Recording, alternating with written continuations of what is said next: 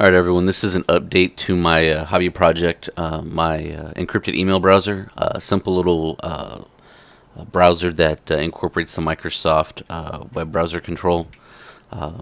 So here is the link right there for the latest version. It should stay the same. And now I'm going to show you kind of some of the changes. So the first thing you see is you still have to run it as administrator. The web browser control defaults to Windows 7 still. Not Windows 7. It's Internet Explorer version 7, and it requires the access of a registry setting, and then to set this to allow it to update and use the web browser control all the way up to whatever version you're currently using on Internet Explorer. So to get to use the latest version, that is unfortunately needed to be run as administrator. So the first thing is I'm coming up to my home page, which I've already set. If you're blank, then that means you have not set it up yet. Just navigate to a page and right click and click set home. Since mine is already set, I'm just going to leave it. The next thing you'll notice that I changed when I right click again is I still have the custom menu. I did allow, if you come to the bottom right corner, you click it, go to default and right click, and now it comes up with the main menu that you normally would see with the web browser control. So the reason why I've included this was for the select all, copy paste. All this other stuff just depends on what you have installed. So I went ahead and just incorporated it with the standard context menu that I put in here that usually you would use to encrypt or decrypt or set your password, set home. And one of the biggest changes that I made was on the password field. You used to have a little box that pushed out, and you actually type it in standard, no asterisks covering, no password characters or anything. It would just show your password. This time I actually made a form and built in a password strength, so that if you were to use the start putting in your password, let's just use all lowercase, A, B, C, D, it's very weak, or all numbers 1, 2, 3, 4, it barely increments because it's all numbers. You actually, in order to get a stronger password, need to use uppercase, lowercase, and symbols. To demonstrate that, I'll use even a long name such as Contagion. If I was to use it, Contagion is a very weak password. However, let's capitalize the K, and it automatically jumps up because it's got uppercase and it is a really long password. If you add in a character, like let's say a period, and then you add in some numbers, 1, 2, 3, 4, you're hitting on a very strong password. If you add a couple more characters, then you can come into the awesome range right there.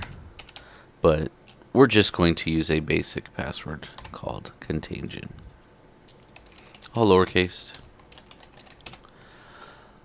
And we're going to go ahead and, oh wow.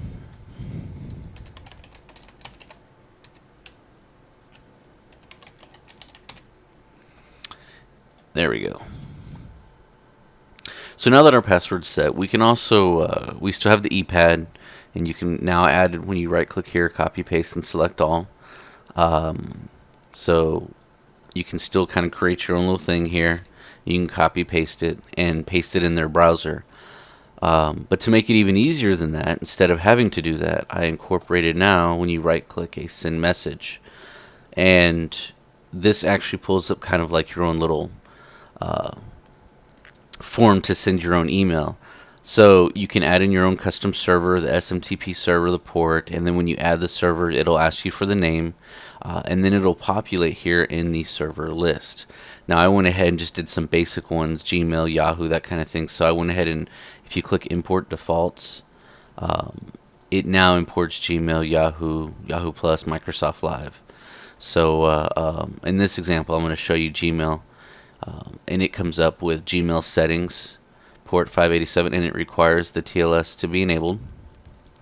So we're going to go to contagion@gmail.com from contagion@gmail.com. You can send to whoever you want to send it to. This is just an example. So from is going to be me, and it requires my password to my Gmail account. Subject is, this is a test again.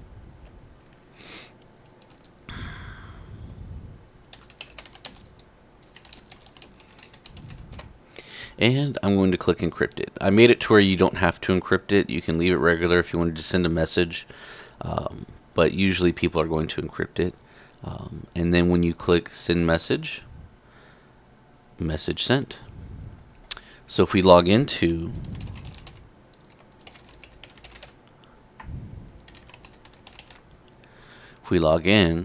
we now say this is a test again, because I already tested it. And when you go ahead and right click it and decrypt it, it decrypts the information. Hello, you can read me. So that's pretty much it. Very simple. It now uses a different encryption. Found a better method of encrypting with AES, so I went ahead and incorporated that. So there you go. Nice little encryption. And just remember that encryption is not to secure everything. I remember when I was doing my research on this that it says that, encryption will always be broken no matter what. It seems like, and it's only to secure things now and not later. So just be careful of what you do send. But here's a nice little method of encrypting your mail and sending it to someone who can also decrypt it, as long as they have the same password.